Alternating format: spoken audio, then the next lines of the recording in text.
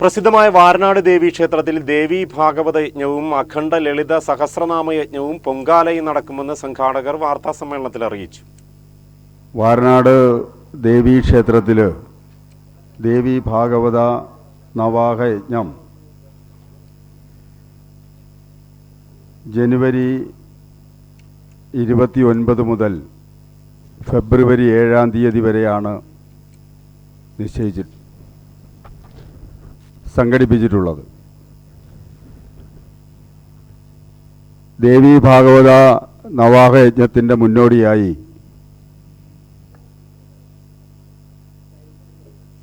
29-ാം തീയതി 1000 പേരെ പങ്കെടുപ്പിച്ചുകൊണ്ട് അഖണ്ഡ ലളിത സഹസ്രനാമ യജ്ഞം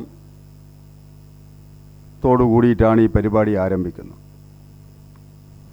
രാവിലെ 7 മണി മുതൽ വൈകുന്നേരം 7 മണി വരെയാണ് ജനുവരി 29-ാം തീയതി ലളിത സഹസ്രനാമ യജ്ഞം സംഘടിപ്പിച്ചിട്ടുള്ളത്. ഏതാണ്ട് 1 കോടി മന്ത്രമുരുവിട്ടുകൊണ്ടാണ് ഈ പരിപാടി സംഘടിപ്പിച്ചിട്ടുള്ളത്. അതോടുകൂടി നവാഹത്തിൻ്റെ തുടക്കം ആരംഭിക്കുന്നു. പിറ്റേ ദിവസം ജനുവരി 30-ാം തീയതി തന്ത്രിയുടെ കടിയക്കോൾ കൃഷ്ണൻ നമ്പൂതിരി അദ്ദേഹം ഭദ്രദീപ പ്രകാശനത്തോടു കൂടിയിട്ട് നവാഹം ആരംഭിക്കും. നവാഹം 7-ാം തീയതി അവസാനിക്കും. പക്ഷേ ഒരു പ്രത്യേകതയുള്ളത് ഫെബ്രുവരി 5-ാം തീയതി വാരനാട് ദേവീക്ഷേത്രത്തിലെ പൊങ്കാല മഹോത്സവം നടക്കുകയാണ്.